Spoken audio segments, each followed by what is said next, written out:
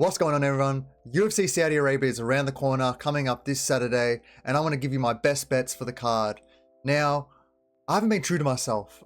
I've been giving you just straight bets, which I don't really normally do. I like to parlay, and I'll show you some examples here. I'll just pop them up on the screen. And that's just the way I like to go about things. And I like to parlay things because I don't really necessarily like to bet a whole amount on one fighter or just a large amount on one fighter. I like to build my bankroll slowly, and I just find it more fun, and I find it a way that I don't actually burn out all my funds in my accounts. Rather, I can just build it up slowly, and I can have a bit of fun because sometimes there are large payouts, and as you can see from my results, there definitely are some large payouts. So what I'm going to do is I'm going to give you a safety parlay first, then I'm going to give you some straight bets that you can either play straight or you can parlay them into larger bets, and then I'm going to give you some little nibblers. You know, the ones that you chuck on $5, $10 and you can make some serious cash because those ones are just rare to hit. So I think without further ado, we should get straight to the safety parlay. Now, I know this is not just UFC, this is Bellator and PFL included, but when you have the chance, you have to take it. And there's some good money lines here that I just think are sure to win. So the first one is Yagshi Muradov to win just straight up. And I'm going to call him Yagshi because I can't pronounce names that well. But he's just an all-round fighter. He can wrestle, he can strike, and he might look a bit fatigued in the later rounds, like especially round 3. But he's one of those fighters that pulls through and just continues to do a good output. He just came off a first round KO over Jacob Netto, which is pretty impressive. And he did it in a way that he was just throwing these nasty uppercuts. You've seen him wrestle in fights when he's had to, and I think this one just comes down more to his opponent in Byong. Byong is just not a good fighter. He just got destroyed by Antonio Carlo Jr. And he's just, after the first like 2 minutes, he's in slow motion. He's just a slow striker who likes to grind against the cage, and I just don't think he's going to have any success.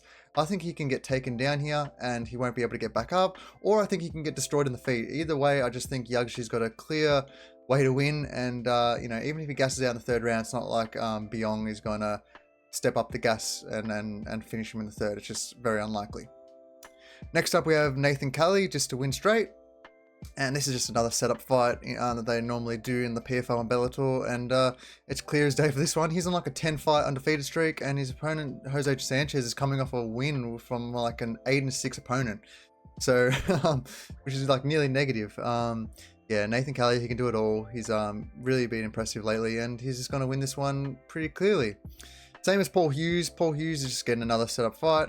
I mean, Bobby King is actually a decent opponent, but he's 40 years old now. He's a gatekeeper who's just never really pushed forward in their career, and you know, Paul Hughes should just have this wherever the fight goes. And the last piece is Nasrat Haqparast, and I spoke about it in my breakdown, which you go check out. I did a full card prediction and breakdown of UFC Saudi Arabia, but Nasrat Haqparast, I think he's the most confident pick of the card. Jared Gordon is a good fighter. He has a well-rounded skill set, but I think Nasrat Haqparast is just going to beat him up on the feet in the boxing.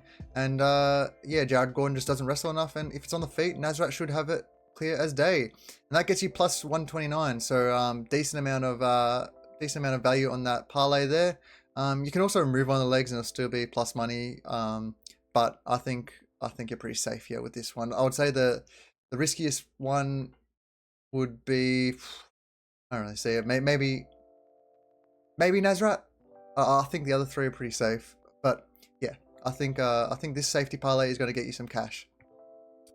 Alrighty, now we're going to go to my straight / props. Now, like I said before, you can either play these straight or you can parlay them. I like to parlay the ones I'm confident in, so I'll probably put all these in a parlay if I'm honest, and just go from there.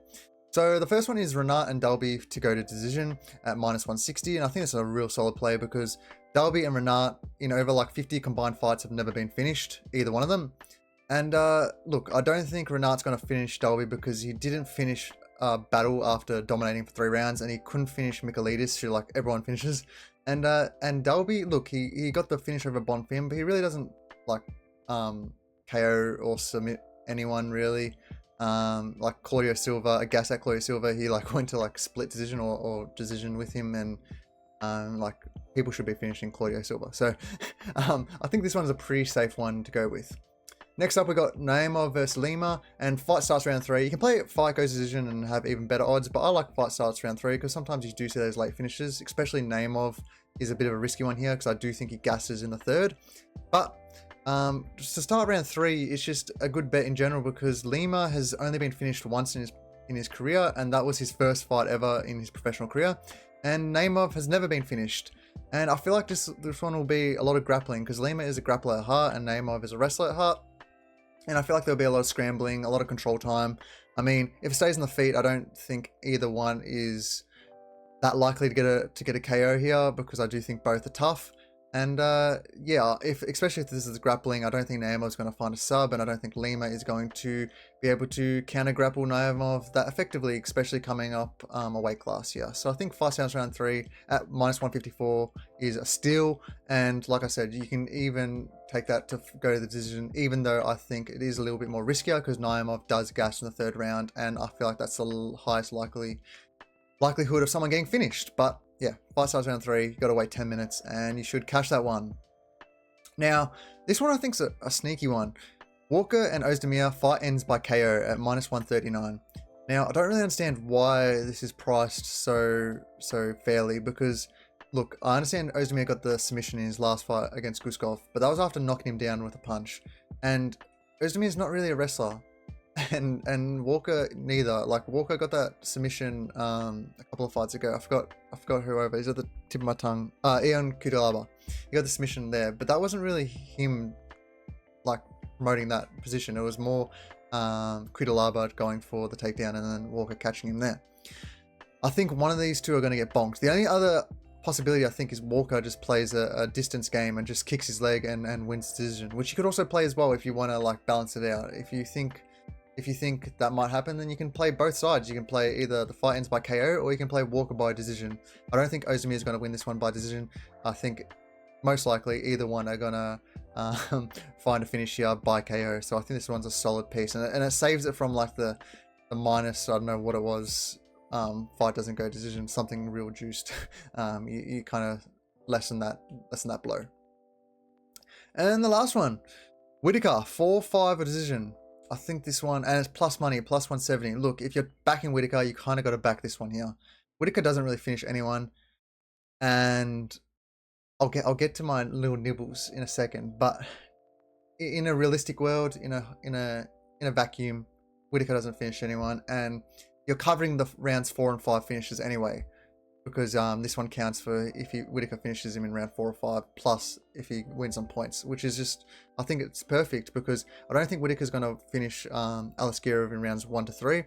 And look, if Aliskerov finds the finish or wins himself, then so be it. But if you're backing Whittaker here, I think rounds 4 or 5 a decision at plus money, +170 is just a steal. And you're playing into his skill set. And it's way better than him going by points because we go to my next slide. As you can see here, I got some little nibbles, some little nibblers. We've got the squirrel here because I think these ones are just like, you know, $5-10, you chuck it here or there and you might win some good cash. So the first one, Ozdemir by KO. We talked about the Walker and Ozdemir by finishing by KO, which was a bit juiced. It was like -140 or whatever it was. But this one, Ozdemir by KO, +230, can't go wrong really. If you think Ozdemir is going to win, I think this one's the best way to go about it. If you think Walker's going to win, there's a few more variables. I think he could possibly win by decision, like I stated. But if you're backing Ozdemir by KO +230, can't go wrong. Now, I know in my breakdown, I backed Gastelum. But I don't know if you've been hearing the MMA news, the speculation, but Gastelum has made this a catch weight at like 180 pounds for people that understand what I mean by 180. Yeah, so something's going wrong with Gastelum. I don't know if he's just taking this fight seriously or not. So that brings in a bit of concern because I was backing Gastelum. I thought he was just an all-round better fighter. But if he's playing around and faffing around, you got to back D-Rod here, and you don't think he's going to really finish Gastelum because D-Rod doesn't really finish anyone besides like debuting Preston Parsons. So if he's going to win, he's going to win by decision, and +320 is a steal. So if you're going to back D-Rod, just take this one here, +320. I mean, it's real nice money, and it's a little nibbler. Like I said, this one I would only chuck like $10-15 on.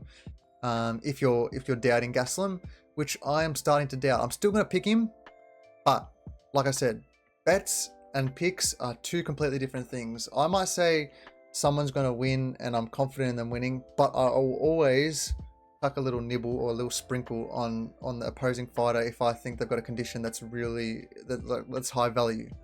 So yeah, I think this one's high value, 320. I mean, yeah, D-Rod's going to win this by decision if he wins, but I still am backing Gaston as the pick. Now, going back to my straight bets with Whittaker. Whittaker to win in round 4, plus 1400. Whittaker to win in round 5, plus 1800. I mean, like I said before, Whittaker doesn't really finish anyone. But if you saw in my breakdown and I spoke about it, Aliskerov is a gasser. He's only been to round 3 twice in his career, and in both of those decisions, he has gassed hard. He has only been able to survive because he took down his opponents as his opponents were just as gassed or just had bad takedown defense. Whittaker is not that. Whittaker, you know, can go 5 rounds. He can go 5 rounds hard. And I think if Aliskerov has gone into this fight thinking he could finish it in the first couple of rounds and kind of waste all his energy, I think he can get finished in the later rounds. And you kind of got to take this situation here. You're never going to see Whittaker have a chance to finish an opponent like this, okay? Whittaker goes against opponents that don't get finished. Like Paulo Costa, for example, or Vittori. But Aliskerov, I think, can get finished. And I'd rather take just the round prop rather than the KO or sub, because you never know. Aliskerov might shoot a bad takedown and Whittaker can snatch up his neck or anything like that. So you rather just take the straight rounds rather than a specific method of victory. So yeah, I think these ones are just beautiful. You got to chuck on $5 onto each of these because you just never know what can happen. And like I said before, Aliskerov went from fighting Piccoli in a 3-round fight, an absolute bum, to fighting one of the best fighters in the division at 5 rounds in Saudi Arabia. So he had to go all the way from America to Saudi Arabia. I mean, you got to take these, especially at these numbers. And then the last one, the last little nibbler, Volkov by sub. I think it's just a given here. We saw Volkov sub my man Tuivasa. I saw it right in front of my eyes in Sydney, and he got him with like an Ezekiel choke, which was quite a extensive submission. And this comes just down to the friendship speculation, okay? If Pavlovich and Volkov are truly friends, do you think they're gonna want to like hit each other hard or anything? No, I think Volkov will want to take Pavlovich down and try and get a nice, simple, and non-damaging submission. That's what I think. I also think that's probably his best method of victory, because we've seen Pavlovich's ground game. It's not pretty, but that was against Overeem like 5 years ago. But still, you know what I mean. Volkov's got those subs, and you've seen him on like Instagram and stuff. Talking about submissions and training jiu-jitsu. So you never know. And at plus 1400, you just can't go wrong. Like I said, $5 here or there. It's not going to hurt you. Like I'm chucking on that safety parlay about 4 units. So you know, these ones will be a tenth of the unit, if anything. So yeah, you can't really hurt yourself. I mean, as long as you don't go crazy with these ones, you should be alright. And that's about it. I mean, it's a tough card to bet on. I think the predictions are straightforward, but the betting aspects, there's a lot of just numbers that aren't particularly pretty. And you know, UFC is a very volatile sport, or MMA, sorry, is a very volatile sport, and you kind of got to be careful. But like I said, I like to load up on the safety parlays. That's what I've been doing throughout my whole punting career, and it's worked out well for me. I mean, it's hard to convince people to go about that route because I understand parlays aren't for everyone, and there's a lot of variability in that. But for me, I like to do it because it allows me to bet a smaller unit size to gain more, if that makes sense. I'd rather do that than bet on single straight bets. But yeah, other than that, there's nothing left to talk about. I guess we just wait until UFC Saudi Arabia this Sunday for Australia. I'll be awake at 2 a.m. watching the fight card. I'm probably going to pull a 9-nighter, but should be fun card. But I'm really looking forward to the next event next week. We've got Yuri versus Pereira, so that should be a good one. Other than that, I guess enjoy your night, enjoy your day, and I'll catch you around. Yeah.